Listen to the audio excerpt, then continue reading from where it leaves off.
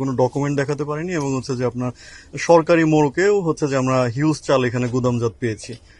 এ ব্যাপারে আইনগত ব্যবস্থাধীন রয়েছে।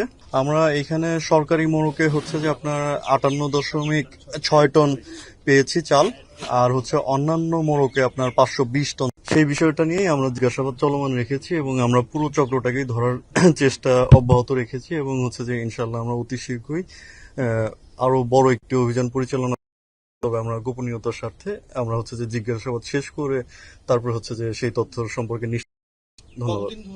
আমাদের জিজ্ঞাসাবাদটা এখনো শেষ হয়নি, আমরা জিজ্ঞাসাবাদ এবং তদন্ত কার্যক্রম শেষ করে এটা জানতে পারবো।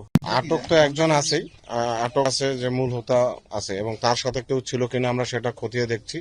কিভাবে সরকারি চাল আমাদের চোখকে ফাঁকি দিয়ে, এটা তদন্তের বিষয়। এটা নিয়মিত মামলা হবে, বিশেষ ক্ষমতা আইনে মামলা হবে।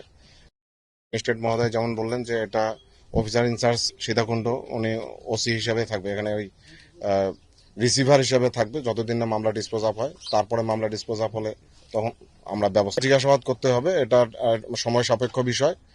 আমরা জিজ্ঞাসাবাদ করে আমরা এর ইন্টস বাইরে কে আছে না আছে এটা তদন্তে সব বেরিয়ে আসবে। আমরা আমাদের অভিযান আমরা অব্যাহত রাখবো। এ ধরনের যদি তথ্য আমরা জিজ্ঞাসাবাদ করছি, আপনারা জানেন যে কেবল হলো জিজ্ঞাসাবাদ করছি, কিছু বেরিয়ে আসবে বলে আমরা, কারণ হিউজ পরিমাণ চাল, এত চাল কোথা থেকে কিভাবে আসলো এটা জানার বিষয় আছে।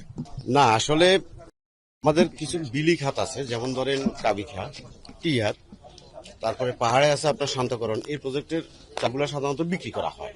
তো উনি প্রপার ওয়েতে কিনলে, উনি যদি রসিদ ইভেন লাইসেন্স দেখা, এটা অবৈধ বলা যাবে না।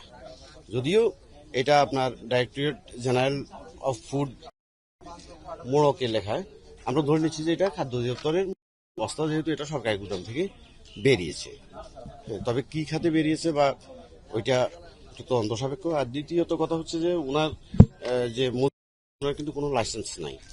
হ্যাঁ, এটা সম্পূর্ণভাবে অবৈধ।